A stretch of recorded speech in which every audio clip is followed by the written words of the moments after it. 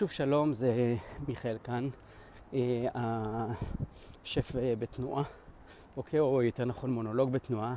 אחרי הפיילוט הקודם שעשינו, שהיה באוטו, עכשיו אנחנו נמצאים בהליכה, עם, או יותר נכון בטיול פה עם הכלבה שלי, שגם דורשת לפעמים לצאת מהבית.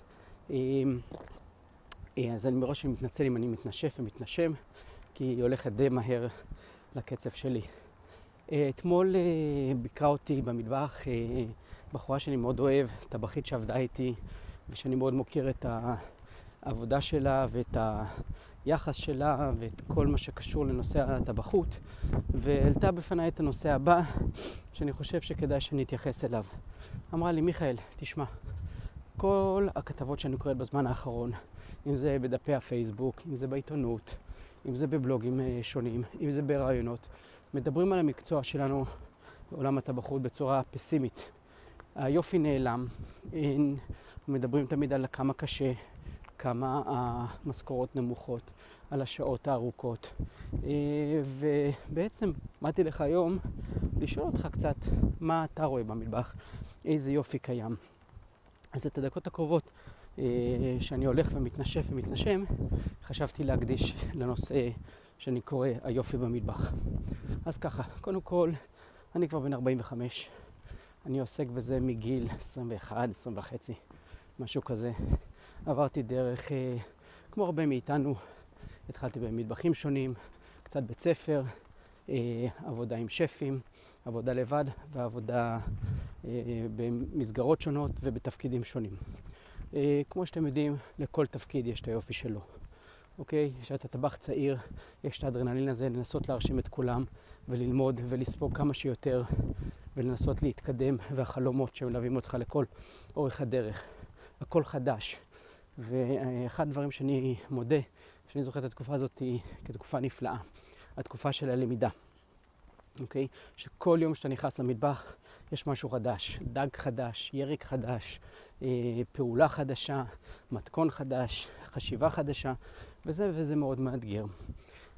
אחד הבעיות דווקא אנחנו מדברים על הנושא הזה שמאפיין קצת את הטבח הישראלי, ואל תיקחו את זה אישית, זה פשוט משהו שאנחנו נצטרך להתגבר עליו פה בענף שלנו. שהטבח הישראלי אין כל כך סבלנות, ואני אחדד פה את דבריי.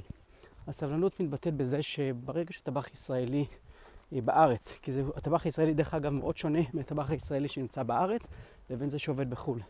ברגע שהוא מתחיל לעבוד במטבח, הוא משתעמם מהר. הוא עשה 3-4 סלטים, הוא משתעמם כבר, כי לטענתו הוא כבר יודע לעשות את הסלט. הוא עשה את הפסטה או את הדג 4, 5, 6 פעמים, הוא כבר משתעמם והוא כבר יודע. ההבדל בינינו פה בארץ לבין הטבחים קצת בחוץ לארץ, ארצות הברית, אנגליה, אפילו היום בדרום אמריקה שמתפתחת מאוד יפה בכיוון, יש קצת יותר סבלנות. התפיסה היא אחרת. התפיסה היא לא להוציא את הסלט פעם אחת או פעמיים, אלא להוציא אותו 1000 פעמים ושיהיה תמיד אותו דבר. להקפיד על סרוויסים טובים וכל מה שמסביב. ההסתכלות היא טיפה יותר רחבה מאשר להסתכלות שלנו טבח ישראלי על רק מה שבצלחת.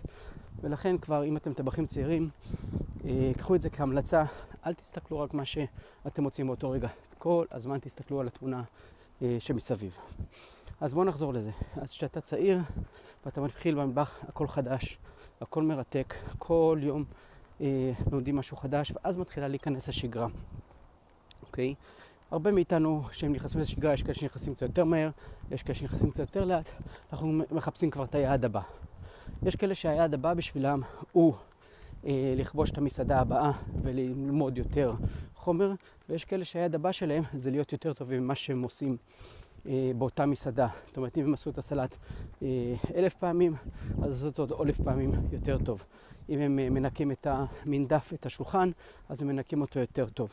אם הם יודעים רק 6-7 מתכונים במסעדה, הם שולטים עכשיו בכל המתכונים, בכל התפיסות. וזה דבר שאני גם כן, אני אישית מאוד מאוד מאמין בו, כי זה מה שהופך אותנו להרבה הרבה יותר טובים בענף. אז קודם כל, מבחינתי היופי, שאתה מתחיל את הדרך, אם אתה מסתכל על זה כאוניברסיטה ופחות כעבודה, או המקום שבו אתה לוקח את הלימוד שלך, אז יש בזה המון המון כיף. בנוסף לזה, אם עשיתם בחירה נכונה והתחלתם במסעדה יפה, יש בזה הרבה יופי. מסעדה יפה בדרך כלל יש צלחות יפות, המסעדה עצמה נראית יפה, בדרך כלל מעסיקים גם אנשים יפים, לא תמיד. אז היופי הוא גם יופי מעשי, או מה שנקרא יופי בשטח, לא רק יופי בעבודה עצמה. שנית, יש את היצירה, שהיא נורא כיפית. דיברנו על זה גם בפיילוט הקודם, שהרבה פעמים אנחנו עוסקים רוב היום בניקיונות, קילופים והכנות, אבל יש את היצירה עצמה. יש את היצירה עצמה שאנחנו עושים משהו, שאנחנו יוצרים, שאנחנו מאבדים חומר גלם, אנחנו נוגעים במשהו שמישהו טרח, גידל, עבד עליו קשה, דואג, שמישהו דואג להביא אותו אלינו למסעדה, שאותו אנחנו הראשונים שבעצם מחליטים מה לעשות איתו ואיך שהוא יגיע ללקוחות שלנו. אז אני רואה בזה יופי אדיר. בכלל, זה מלהיב כל בוקר. לדעתי, אם אתה מקבל מוצר טוב או פחות טוב, או מוצר חדש, או מוצר ששכחת, אז גם זה חלק לא נפרד מהיופי. כמו כן, יש עוד דבר אני חושב שהוא חלק נפרד, זה דינמיקה. דינמיקה של צוות, שהוא יכול להיות דבר כל כך כיפי, או לפעמים גם דבר נורא מרגיז. תלוי באיזה יום קמים. אז גם לזה יש הרבה יופי. הדינמיקה בעבודה עם הצוות, אם יש לך צוות טוב, אז בכלל זה כיף. קצת small talk, מה עשינו אתמול, מה ראינו אתמול, איך עבר הסרוויס, מה אנחנו נעשה היום, איזה טבח עוזב אותנו, איזה טבח מצטרף אלינו, וכל מה שקשור, שגם לזה יש הרבה יופי. כמובן שיש גם את היופי של לחלום, אוקיי? את היופי של הגאווה, אוקיי? שף שמחליט שהוא הולך להיות הרבה זמן במטבח, הוא כבר מתכנן את השלבים הבאים שלו בקריירה, הוא מתייעץ איך מטבח קצת יותר פשוט, לאיזה פס הוא הולך להתקדם, מהפס הזה לאיזה תפקיד הוא הולך להתקדם, אז אני חושב שגם בזה יש הרבה יופי ויש הרבה ריגושים. אחד הדברים שאני חושב שהוא הכי יפה במטבח, אם אנחנו מדברים על הכל, מעבר לזה שמטבח יפה בעצמו נותן השראה, אם אתם רוצים בהזדמנות אני אראה לכם תמונות של מטבחים יפים, אבל מעבר לזה שמטבח יפה יכול לתת השראה, זה הצבעים שיש לנו, אם זה בחומרי גלם, אם זה מוצרים, האנשים שנכנסים למסעדה, אוקיי, אף אחד בדרך כלל לובש את אותם בגדים, שגם זה יש יופי. אם יש מוזיקה טובה, גם זה חלק מהיופי. אם קיבלנו קפה יפה מהברמן הטוב, אז גם זה חלק מהיופי, אוקיי? אז זה מקצוע שהוא כל הזמן בתנועה, ואני חושב שזה הדבר הכי כיף והכי נעים איתו. שום יום לא דומה לשום יום שהיה לפני זה. הגזר של היום זה לא אותו גזר של אתמול. התפוח אדמה שנקבל מחר זה לא מה שקיבלנו היום. הדגים שמציעים לנו, לפעמים יש מבחר יותר טוב, לפעמים יש מבחר פחות טוב. הבשר היום שהתיישן במקרר נותן תוצאה טיפה יותר טובה או פחות טובה. אז כל הזמן אנחנו בתנועה, אנחנו כל הזמן מאותגרים מחדש, אנחנו כל הזמן צריכים למצוא פתרונות. ולא משנה אם אנחנו ברמת השף או ברמת הסו-שף, ברמת הטבח הפשוט שגם הוא עובד על מחבת, ופתאום הפסטה קצת יבשה והוא צריך להפעיל את ה-common sense שלו, אוקיי, להוסיף איזה קצת ציר כדי שהיא תהיה פחות יבשה, או לטעום אותה ולטבל, כי השף בדיוק בחוץ עם איזה לקוח, שואל לשלמה. אז אם אתם שואלים אותי פה, יש המון יופי. יש גם את היופי של להגיע מוקדם מאוד בבוקר לפעמים, ולשבת עם הצוות לקפה. אני אישית לא מעשן, אבל כל הצוות שלי כן מעשן. הסיגריה הראשונה של הבוקר עם הקפה שלהם, יש בזה יופי, שאני חושב שהוא מין גיבוש של צוות שמתחיל כל יום. יש גם את הסגירות, שיש כאלה שרואים בהם עקב אכילס, והשעה הכי ארוכה של היום, שבו מתחילים לנקות את המטבח ולפרק הכל, שלפעמים זה יכול באמת לעצבן, ואני באמת מודה שאני כבר לא כל כך אוהב לעשות את זה, למרות שגם את זה אני עושה לפעמים. אבל יש בזה יופי, כי מי שבא בבוקר ופותח את העיניים למטבח נקי ומצוחצח, אין דבר יותר כיף מזה בבוקר. אז לסכם סרטון קצר, יש הרבה יופי במטבח, יש הרבה יופי במקצוע הזה. נכון שאפשר להגיד שהמשכורות לא הכי גבוהות, נכון שהשעות לפעמים יותר ארוכות, אבל אם שמים את כל זה הצידה, אני חושב שאני לא מתחרט על שום שלב שעשיתי בחיים.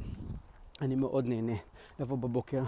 ודבר אחר, אם תחליטו להזדקן כמוני לתוך המטבח, אחד הדברים הכי כיפים והכי יפים במטבח זה שאתה מזדקן, אבל כל הזמן לידך אנשים מתחלפים, אנשים שהם תמיד צעירים ותמיד רעננים, אם זה במטבח, אם זה במלצרות, אם זה בתור אחמ"שים ומנהלים.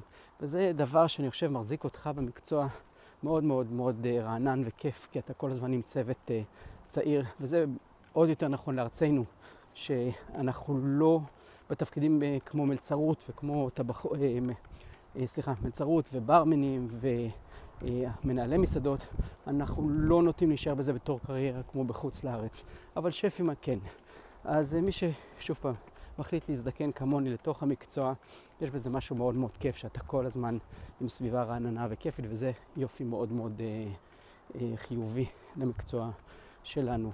אני יכול לדבר על עוד הרבה דברים יפים שיש במקצוע שלנו, אם זה תמונות יפות של אוכל, אם זה ספרים יפים של אוכל, אם זה רעיונות מרתקים עם שפים שמדברים על הקריירה שלהם, אם זה שיחות עם טבחים צעירים לפני תחילת סרוויס או אחרי תחילת סרוויס, לראות איך חלק מהיופי זה גם לראות, שוב פעם, שאתה במעמד טיפה יותר גבוה, זה לראות איך צוות שלך מתפתח ואיך צוות שלך עובד ולומד ממך. אז כמו שאמרתי, זה מקצוע יפה, שיהיה לכולכם יום יפה, ואם יש עוד שאלות בנושא על יופי במטבח, אשמח לענות. אז תודה שהקשבתם, שלכם מיכאל.